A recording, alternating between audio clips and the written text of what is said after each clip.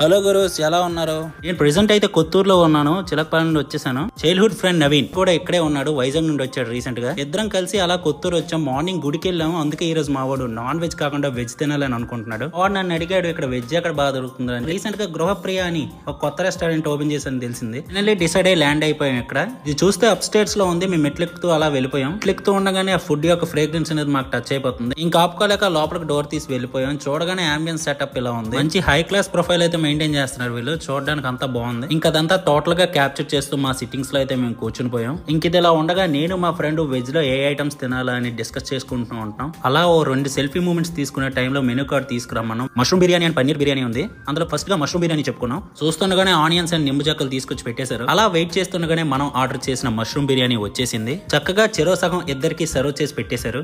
చూసారా, మా వాడు చక్కగా ఆస్వాదిస్తూ తింటున్నాడు. ఇంకా అది స్టార్ట్ చేసామో లేదో మా వాడు మెనూ కార్డ్ చూసి నెక్స్ట్ ఏం చెప్పాలా అని చూసుకుంటున్నాడు. ఇంకా ఈ మష్రూమ్ బిర్యానీ విషయానికి వస్తే టేస్ట్ అయితే అదిరిపోయింది. మంచి మసాలా ఫ్లేవర్ తో బాగా కుక్ అయింది. చాలా బాగా నచ్చింది నాకైతే. మొత్తానికి ఇద్దరం కూడా మష్రూమ్ బిర్యానీ పర్ఫెక్ట్ గా కంప్లీట్ చేస్తాం. ఇంకా నెక్స్ట్ అయితే వెజ్ లో మా వాడు పన్నీర్ బిర్యానీ చెప్పాడు. దాని వాసన చూస్తేనే గుమగుమలాడిపోతుంది. ఇంకా దీన్ని కూడా ఇద్దరికి చెరో సగం సర్వ్ చేసి పెట్టేశారు. దీని విషయానికి వస్తే మాత్రం చూస్తుంటేనే నోరూరిపోతుంది. అండ్ ఆ పీసులు కూడా భలే కుక్ అయ్యాయి. నాకు ఒక వంతు వరకు నచ్చితే మా వాడికి డబల్ గా నచ్చేసింది. ఇంకా పన్నీర్ బిర్యానీ చక్కగా ఆస్వాదిస్తూ ఎంతో ఎంజాయ్మెంట్ తో తింటున్న ఫుడ్ ని. ఇంకా లాస్ట్ లో ఫినిషింగ్ టచ్ గా 2 కప్పుల కచంబర్ తీసుకొచ్చి ఇచ్చారు. దాని టేస్ట్ అయితే నెక్స్ట్ లెవెల్ అనిపించింది. కడుపు చల్లగా అయిపోయింది. ఫైనల్ గా మా పొట్టలు అయితే ఫుల్ అయిపోయాయి. చక్కగా డెటాల్ తో రుద్ది మరి హ్యాండ్ వాష్ చేసుకుంటూ బిల్ కౌంటర్ దగ్గరికి అయితే వెళ్ళిపోయాం. బిల్ అయితే టోటల్ గా 290 రూపీస్ అయింది. 10 రూపీస్ టిప్ తో కలిపి 300 ఇచ్చాం. మొత్తానికి ఫుడ్ తో అయితే ఫుల్ గా సాటిస్ఫై అయ్యాం. మీరు మాత్రం సబ్స్క్రైబ్ చేయడం మర్చిపోకండి గురు. ఉంటాను మరి.